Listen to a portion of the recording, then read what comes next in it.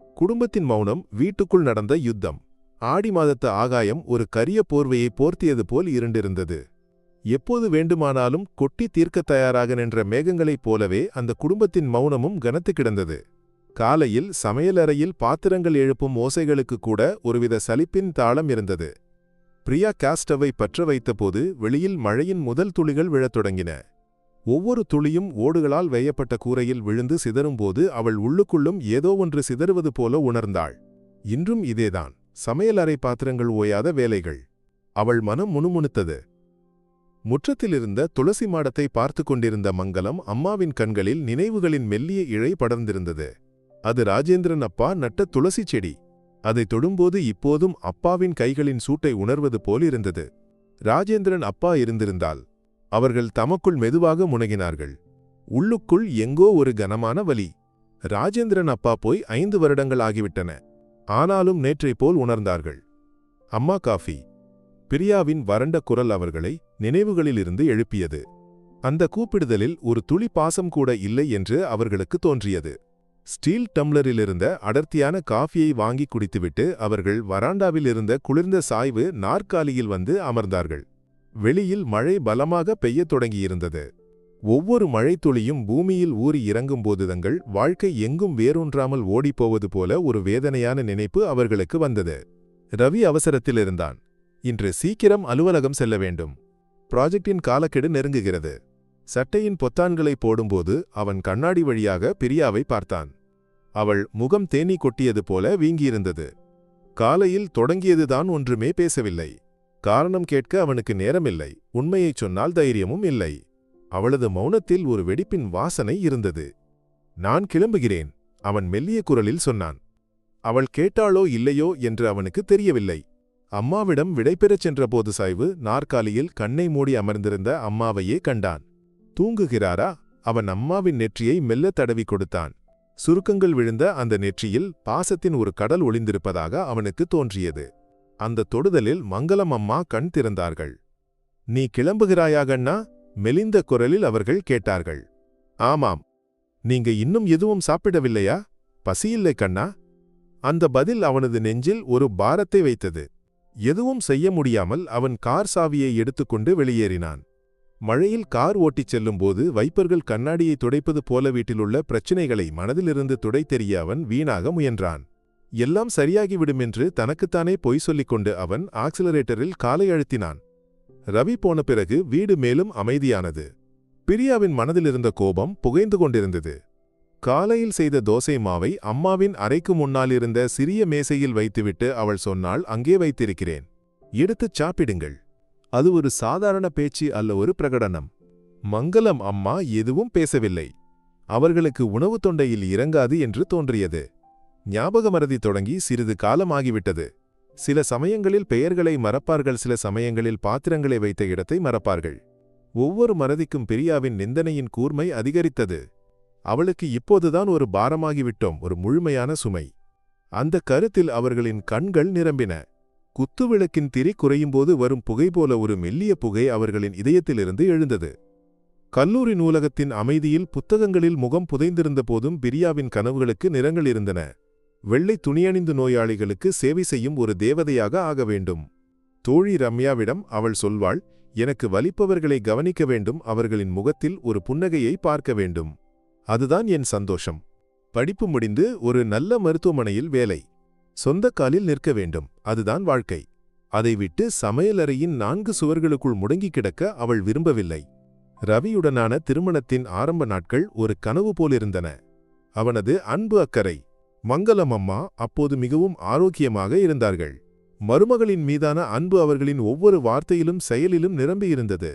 முதல் தீபாவளிக்கு உனக்கு சமையல் செய்து பழக்கம் இருக்காதுவா, நான் காட்டுகிறேன் என்று பாசத்துடன் சமையலறையில் கூட நின்றதை பிரியா நினைத்தாள். இருவரும் சேர்ந்து கோயிலுக்கு போனதும் சமையல் செய்து பக்கத்து வீட்டுக்கெல்லாம் கொடுத்ததும்.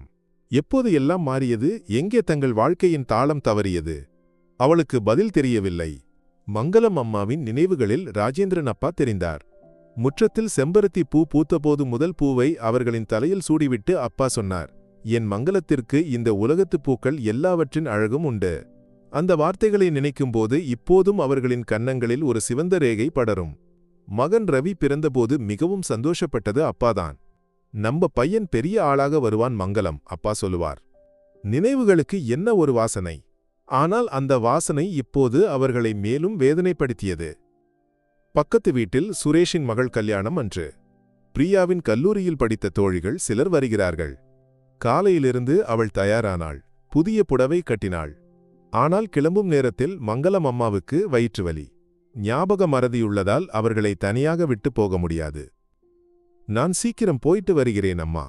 நீங்க ரூமில் கதவை பூட்டிக் கொண்டு இருங்கள். எனக்கு பயமாக இருக்கிறது, மாதனியாக இருக்க. தலை சுற்றுவது போல இருக்கிறது. அந்த அப்பாவியான பதில் பிரியாவின் உள்ளுக்குள் ஒரு எரிமலையைப் போல வெடித்தது. எனக்கு இந்த வீட்டில் ஒரு சுதந்திரமும் இல்லை. எப்பவும் இந்த கிழவியின் வேலைகளை பார்த்து கொண்டிருக்க வேண்டுமா? அவள் கத்தினாள். மங்களம் அம்மா அந்த வார்த்தைகளை கேட்டு ஸ்தம்பித்துப் போனார்கள். அவர்களின் கண்கள் நிரம்பி வழிந்தன. அவள் கல்யாணத்துக்கு போகவில்லை. அரைக்கதவை அடைத்துவிட்டு அவள் நீண்ட நேரம் அழுதாள். தான் ஆசைப்பட்ட வாழ்க்கை இதுவல்ல. தோழிகளெல்லாம் வேலைக்குப் போகிறார்கள், பயணிக்கிறார்கள். தான் மட்டும் இந்த காலாவதியான வீட்டின் 4 சுவர்களுக்குள் ஒரு நோயாளியை கவனித்து. அவளது கோபமும் துக்கமும் கலந்து ஒரு விஷமாக உள்ளே நிரம்பியது. அன்று இரவு அவள் மங்களம் அம்மாவுக்கு உணவு கொடுக்கவில்லை. பசியால் அந்த அம்மா கட்டிலில் சுருண்டு படுத்து கிடந்தார்கள். கண்ணீரின் உப்புச்சுவை தலையணையை நனைத்தது. அடுத்த நாள் ரவி வந்தபோது வீட்டில் நிலவிய கனமான சூழல் அவனை மூச்சு திணற வைத்தது. அவன் அம்மாவின் அறைக்கு போனான். என்னம்மா எதுவும் பேசாமல் இருக்கிறீர்கள்? ஒன்றுமில்லை கண்ணா. அந்த சத்தம் மெலிந்திருந்தது. அவன் பிரியாவிடம் கேட்டான். ஏன் நீ அம்மாவிடம் கோபப்பட்டாய்? ஓ, இப்போது நான் குற்றவாளியாகிவிட்டேன். உங்க அம்மா ஒரு பாவம், அப்படித்தானே? நான் அனுபவிப்பது யாருக்கும் தெரிவதில்லை. இந்த 4 சுவர்களுக்குள் மூச்சு திணறி வாழும் என்னை பார்க்க யாருமே இல்லையா? அவள் வெடித்துச் சிதறினாள். ரவி என்ன சொல்வதென்று தெரியவில்லை. அம்மாவின் மீதான பாசமும் மனைவியின் மீதான கடமையும் அவனை இரண்டாக பிளந்தது. அந்த அசகாய நிலையில் அவன் மௌனத்தை தேர்ந்தெடுத்தான். அது ஒரு தொடக்கம். சின்ன விஷயங்களுக்கு கூட பிரியா மங்களம் அம்மாவிடம் சண்டையிடத் தொடங்கினாள். வார்த்தைகளால் குத்தி காட்டுவது மெதுவாக செயல்களாகவும் மாறியது. உணவின் அளவை குறைத்தாள். பேசுவதை முழுவதுமாக நிறுத்தினாள். ரவி இதையெல்லாம் பார்க்காதது போலிருந்தான். அது அவனுக்கு ஒரு தப்பித்தல். அந்த வீடு ஒரு அமைதியான போர்க்களமாக மாறியது. அங்குபாசம் தோற்கவும் இயலாமை வெற்றி பெறவும் செய்தது. அது ஒரு கருப்பு நாள். காலையிலிருந்தே பிரியாவின் தலை வலித்தது. தலைக்கு மேல் பாரம் ஏற்றியது போல. முதல் நாள் இரவு ரவியுடன் அவள் சண்டையிட்டாள். அம்மாவை கவனிக்க ஒரு ஹோம் நர்ஸை நியமிப்பது பற்றித்தான் சண்டை. ஊர்க்காரர்கள் என்ன சொல்லுவார்கள்? சொந்த அம்மாவை பார்த்து கொள்ள ஒரு பொன்னால் முடியவில்லை என்று சொல்ல மாட்டார்களா என்ற ரவியின் கேள்வியில் எல்லாம் முடிந்தது. சமையலறையில் கஞ்சிக்கலம் கொதித்துக் கொண்டிருந்தது. அவளது மனமும் அப்படியே கொதித்தது. மங்களம் அம்மா வழக்கம் போல வராண்டாவில் வெளியே பார்த்து கொண்டிருந்தார்கள். அந்த இருப்பை காணும்போதே அவளுக்கு கோபம் வந்தது. ஒரு வேலையும் இல்லாமல் நிம்மதியாக. கஞ்சி எடுத்து வைத்திருக்கிறேன், அவள் சத்தமாகச் சொன்னாள். மங்களம் அம்மா மெதுவாக எழுந்து சமையலறைக்கு வந்தார்கள். ஞாபக மறதி காரணமாக அவர்களின் கைகள் லேசாக நடுங்கின. கஞ்சி குண்டானை எடுக்க முயன்றபோது கை தவறி அது தரையில் கொட்டியது. சூடான கஞ்சி தண்ணீர் தரையில் பரவியது. அதுவரை அடக்கி வைத்திருந்த கோபம் முழுவதும் ஒரு புயலாக பிரியாவிலிருந்து வெளிவந்தது. நாசம், எல்லாம் நாசம் செய்துவிட்டீர்கள். ஒரு தொந்தரவு. அவள் கத்திக்கொண்டு முன்னே பாய்ந்தாள். என்ன செய்கிறோம் என்று தன் கட்டுப்பாட்டில் இல்லாமல் அவள் அந்த மெலிந்த கன்னத்தில் ஓங்கி அறைந்தாள். டேய்! அந்தக் சப்தம் ஆ வீடின் சுவரிகளில் தட்டி பிரதித்வனிச்சு. ஒரு நிமிஷம் எல்லாமே ஸ்தம்பித்தது. அடியின் தாக்கத்தால் மங்களம் அம்மா பின்னோக்கி தள்ளப்பட்டார்கள். சமையலறையின் குளிர்ந்த சுவரில் அவர்களின் மெலிந்த உடல் மோதி நின்றது. சத்தமடங்கிய அந்த நிமிடம் உலகமே உறைந்து போனது போல் அவர்களுக்கு தோன்றியது. காதுகளில் ஒரு இரைச்சல் மட்டும் மிஞ்சியது. கன்னத்தில் ஏற்பட்ட வலியை விட இதயத்திலிருந்து ஏதோ ஒன்று உடைந்து போனது போலிருந்தது. அவர்களின் கண்களில் நிரம்பியது வேதனை அல்லமாறாக அவநம்பிக்கை. தன் மகன் நேசித்ததான் மகளாக பார்த்த இந்த பெண்தானா இது? இவளது கைகளுக்கு இவ்வளவு கனம் இருந்ததா? அல்லதுதன் இதயத்தில் ஏற்பட்ட காயத்தின் பாரமா கன்னத்தில் உணர்கிறார்கள்? அவர்கள் பிரியாவை பார்த்தார்கள். அவளது கண்களில் எரிந்த கோபம் மெல்லக் குறைந்து அதற்கு பதிலாக ஒருவித பயமும் அதிர்ச்சியும் நிரம்புவதைக் கண்டார்கள். பிரியா தனது சொந்த கையை பார்ப்பது ஒரு அந்நிய பொருளை பார்ப்பது போலிருந்தது. அந்த குறிப்பு மங்களம் அம்மாவின் இதயத்தை ஆழமாக துளைத்தது. தான் ஒரு பாரம் என்று ஒவ்வொரு நொடியும் நினைவுபடுத்துவதை விடவும் அந்த அடி மிகவும் பயங்கரமானது. அது அவர்களின் சுயமரியாதையை தகர்த்தது. அவர்கள் எதுவும் பேசவில்லை. ஒரு வார்த்தை கூட உச்சரிக்க நாக்கு எழவில்லை. என்ன சொல்ல, யாருக்காக? புகார் சொல்ல ராஜேந்திரன் அப்பா இல்லை. துக்கத்தை கேட்க மகன் பக்கத்தில் இல்லை. இந்த வீட்டில்தான் தனி, முழுவதுமாக தனி. அந்த உணர்வின் குளிர்ச்சி அவர்களின் உடல் முழுவதும் பரவியது. அவர்கள் மெதுவாக சுவரை பிடித்து தாங்கி திரும்பி நடந்தார்கள். ஒவ்வொரு அடியும் ஒரு யுகத்தைப் போல பாரமாக இருந்தது. வாழ்க்கையில் தோற்றுப்போன ஒருத்தியின் கடைசி பயணம் போல. அறைக்குள் சென்று கதவை மூடியபோது மங்களம் அம்மாவின் மூச்சு தடைப்பட்டது. வெளியுலகத்துடனான கடைசி உறவும் துண்டிக்கப்பட்டது போல. அவர்கள் கட்டிலில் வந்து அமர்ந்தார்கள். பழைய கண்ணாடியில் தங்கள் பிம்பத்தை பார்த்தபோது அவர்களால் தங்களை அடையாளம் காண முடியவில்லை. சிவந்து வீங்கிய, கன்னம் கலங்கிய கண்கள், இயலாமையின் சுருக்கங்கள் விழுந்த முகம். அவர்கள் மெல்ல அதை தொட்டார்கள். வெளியில் ஏற்பட்ட வலி அல்ல, உள்ளுக்குள் ஏற்பட்ட வலிதான் தாங்க முடியாதது. அவர்களின் நினைவுகள் மீண்டும் ராஜேந்திரன் அப்பாவிடம் சென்றன.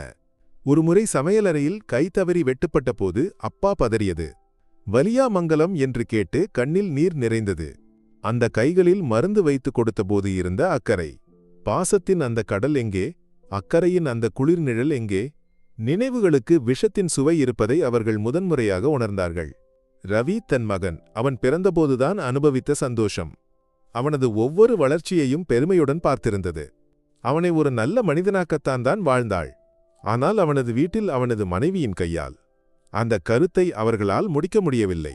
இதயத்தில் ஒரு கல்லை ஏற்றி வைத்தது போல பாரமாக இருந்தது. சுவாசிக்க பிரயாசைப்படுவது போல. அவர்கள் கட்டிலில் சாய்ந்தார்கள். இனி எதற்கு வாழ வேண்டும்? யாருக்காக? இந்த சுமையை தாங்கிக் கொண்டு இன்னும் எதற்கு இந்த சுவர்களுக்குள் முடங்கி கிடக்க வேண்டும்? வேண்டாம், போதும். சோர்வடைந்து விட்டார்கள். அவர்களின் கண்கள் மெதுவாக மூடின. வெளியே இருந்த மழையின் மெல்லிய இசை விலகிச் செல்வது போல. ராஜேந்திரன் அப்பாவின் முகம் நினைவுகளில் தெரிந்தது. பாசத்துடன் சிரித்துக்கொண்டு அப்பா கையை நீட்டுகிறார். அந்த கைகளை பிடிக்க ஒரு குழந்தையைப் போல அவர்களின் ஆத்மா துடித்தது.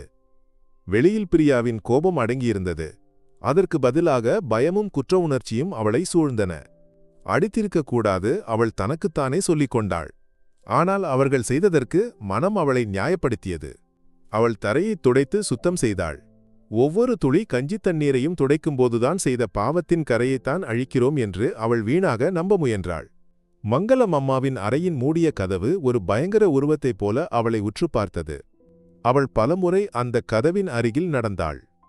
ஒருமுறை தட்டி அழைக்கலாமா, அம்மா என்று பாசத்துடன் கூப்பிடலாமா? ஆனால் அவளது அகம்பாவம் அவளை தடுத்தது.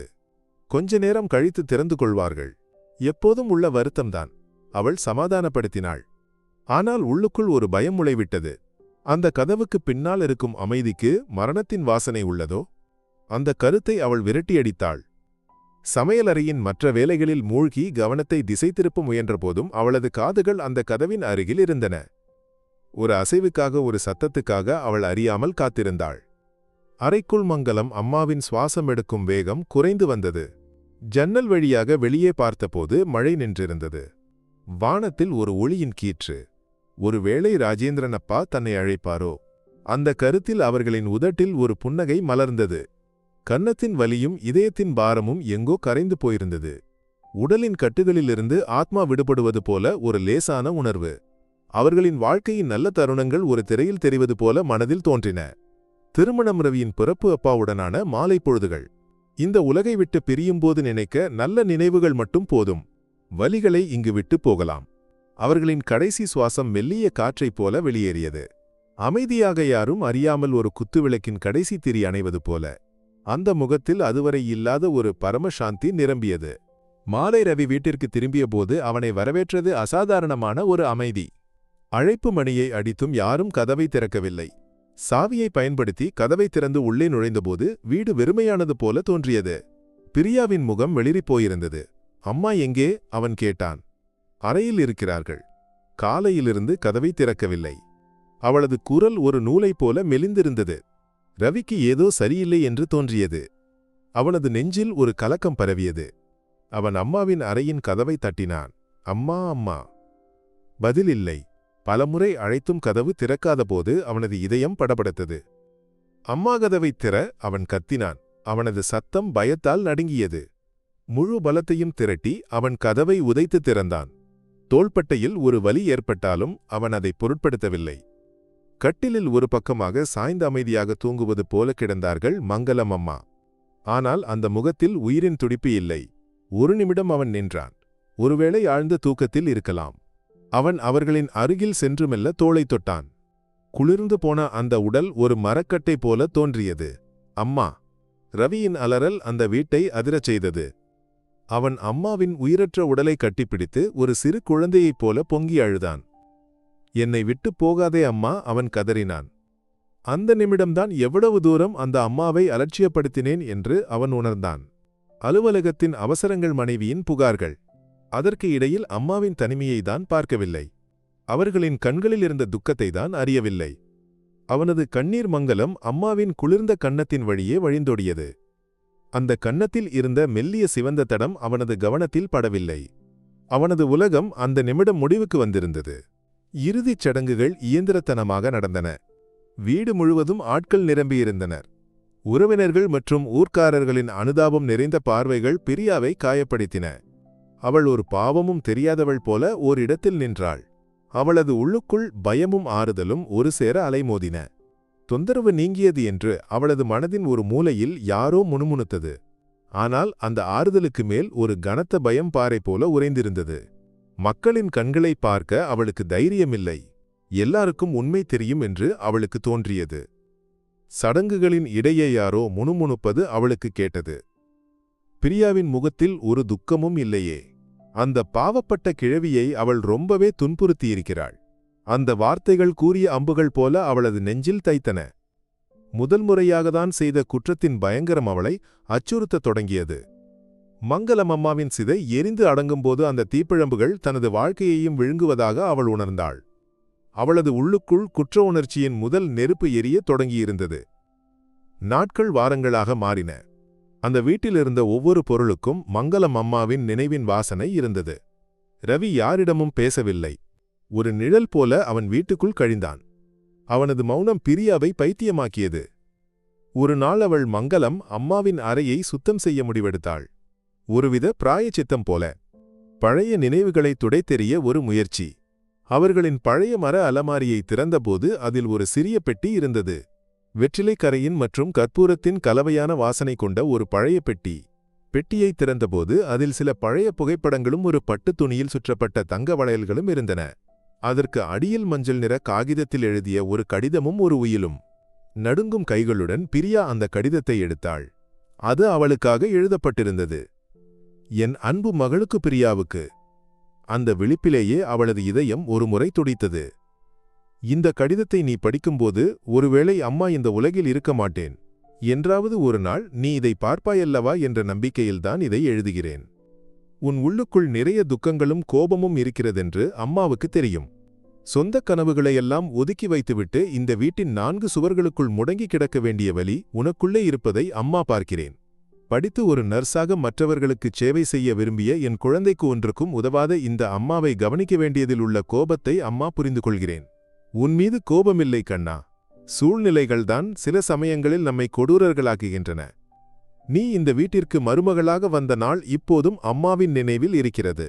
ஒரு மகள் இல்லாத என் துக்கத்தை தீர்க்க கடவுள் தந்த குழந்தை என்றுதான் நான் நினைத்தேன். உன் சிரிப்பு இந்த வீட்டிற்கு ஒரு ஐஸ்வர்யம். எங்கே நம் இருவருக்கும் இடையே புரிதல் இல்லாமல் போனது என்று தெரியவில்லை. அம்மாவின் ஞாபகங்கள் மெல்ல மறையத் தொடங்கிய போது, நான் ஒரு பாரம் என்று நீ நினைக்கத் தொடங்கிய போதெல்லாம் கைவிட்டு போய்விட்டது. என் மறதியால் உனக்கு நிறைய கஷ்டங்கள் ஏற்பட்டிருக்கின்றன என்று தெரியும். என் மகனை வருத்தப்படுத்த வேண்டாம் என்று நினைத்துத்தான் யாரிடமும் எதுவும் சொல்லாமல் இருந்தேன். அம்மாவை மன்னித்துவிடு. என் கையில் இருப்பது ராஜேந்திரன் அப்பா எனக்காக தந்த இந்த வீட்டில் பாதியும் கொஞ்சம் தங்கமும் தான். அதை நான் என் மகளுக்கு தருகிறேன். இது உன் உரிமை.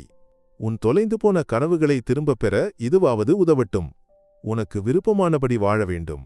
என் மகனையும் நீ நன்றாக பார்த்து கொள்ள வேண்டும். அவன் ஒரு பாவம். உள்ளுக்குள் இருக்கும் துக்கத்தை வெளியே காட்டாத ஒரு பாவம். எதுவும் இல்லாவிட்டாலும் அம்மாவுக்கு உன்மீது நிறைய பாசம் இருந்தது. கடைசியாக ஒன்றுதான் சொல்ல வேண்டும், சந்தோஷமாக இரு என்று பாசத்துடன் அம்மா. கடிதத்தின் ஒவ்வொரு வார்த்தையும் ஒரு சுத்தியல் போல அவளது இதயத்தில் ஓங்கி அடித்தது. உயிலில் அவர்களுக்கு இருந்த அனைத்தும் பிரியாவின் பெயரில் எழுதப்பட்டிருந்தது. நிபந்தனையற்ற பாசத்தின் ஆழம் ஒரு சுனாமியைப் போல அவளை விழுங்கியது. அவள் அந்த கடிதத்தில் முகம் புதைத்து கதறி அழுதாள். தான் துன்புறுத்திய வெறுத்த அந்த பெண்மணி தன்னை எவ்வளவு நேசித்திருக்கிறாள். அந்த பாசத்தின் முன்தான் எவ்வளவு சிறிதாகிவிட்டேன். அவளது அழுகை அந்த காலியான வீட்டில் எதிரொலித்தது. அன்று இரவு ரவி வந்தபோது கடிதமும் உயிலுமாக பிரியா அவனது காலில் விழுந்தாள். ஒரு பைத்தியக்காரியைப் போல அவள் அலறினாள். ரவி, என்னை மன்னித்துவிடு, நான் தான் அம்மாவை கொன்றது. விம்மல்களுக்கு இடையில் அவள் அனைத்தையும் ஒப்புக்கொண்டாள். அம்மாவை வார்த்தைகளால் காயப்படுத்தியது, பட்டினி போட்டது, கடைசியில் அந்த கன்னத்தில் அரைந்தது எல்லாம். அந்த வீட்டின் சுவர்களுக்குள் நடந்த கொடூரத்தின் ஒவ்வொரு நொடியையும் அவள் கண்ணீருடன் ஒப்புக்கொண்டாள். ரவி கேட்டதை நம்ப முடியாமல் உறைந்து நின்றான். அவனது உலகம் தலைகீழாக மாறியது. காலின் கீழ் இருந்த மண் கரைந்து போவது போல அவனுக்கு தோன்றியது. அவனது மனைவி, அவன் நேசித்த பெண், சொந்த அம்மாவிடம் இப்படியெல்லாம். அவனது கண்களில் இரத்தம் பாய்ந்தது. முதலில் அவனது உள்ளுக்குள் அடக்க முடியாத கோபம் வந்தது. அவளை கொல்லக்கூட தோன்றியது. ஆனால் தனது காலடியில் கிடந்து மன்னிப்பு கேட்கும் அவளது உருவத்தை கண்டபோது, அவளது உண்மையான மனவருத்தத்தை உணர்ந்தபோது அவனது கோபம் மெதுவாக கரைந்தது. இந்த கொடுமையில் தனக்கும் ஒரு பங்கு இல்லையா? அம்மாவின் வேதனையை பார்க்காமல் நடிக்கவில்லையா? மனைவியின் மன அழுத்தத்தை அறிய முயலவில்லையா?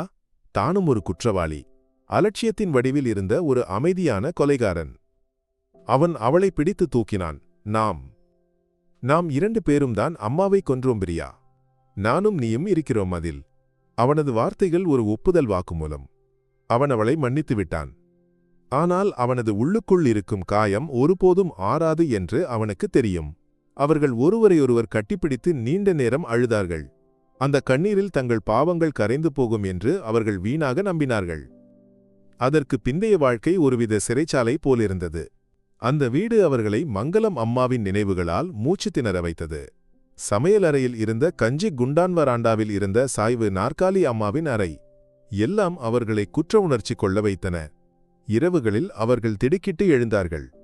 பிரியா பல நேரங்களில் தூக்கத்தில் அம்மா மன்னித்து விடுங்கள் என்று சொல்லி அழுதாள். அவர்கள் ஒருவருக்கொருவர் துணையாக இருக்க முயன்றார்கள். ரவி அவளை மேலும் கவனிக்கத் தொடங்கினான். அவள் அவனுக்காக வாழப் பழகினாள். தங்கள் வாழ்க்கை பழையது போல ஆகாது என்று அவர்களுக்கு தெரியும். ஆனாலும் சேர்ந்து இந்த வேதனையை கடக்க அவர்கள் முடிவெடுத்தார்கள். மங்களம் அம்மாவுக்குச் செய்யும் பிராயச்சித்தம் அதுதான். 1 வருடத்திற்குப் பிறகு இன்னொரு ஆடி மாதம். மழை ஓயாமல் பெய்கிறது. ரவியும் பிரியாவும் வராண்டாவில் அமர்ந்து மழையை பார்த்து கொண்டிருந்தார்கள். அவர்களின் இடையில் மௌனம் குளம் கட்டி நின்றது. பழைய சந்தோஷமோ சிரிப்போ அவர்களின் வாழ்க்கையில் முழுமையாக திரும்பி வரவில்லை. இருந்தாலும் ஒருவரையொருவர் புரிந்து கொண்டு சேர்ந்து வாழ அவர்கள் பழகியிருந்தார்கள். மாலை மயங்கிய போது பிரியா உள்ளே சென்று குத்துவிளக்கை கொளுத்தி எடுத்து வந்தாள். ரவி அதை வாங்கி துளசி மாடத்தில் வைத்தான். அந்த திருநாளுக்கு ஒரு தனிச்சிறப்பு இருந்தது. ஒருவேளை அது மங்களம் அம்மாவின் பாசத்தின் ஒளியாக இருக்கலாம். அந்த வீட்டின் தாழ்வாரத்தில் விழும் மழைத்துளிகளுக்கு எப்போதும் குத்துவிளக்கின் கண்ணீரின் ஈரம் இருக்கும்.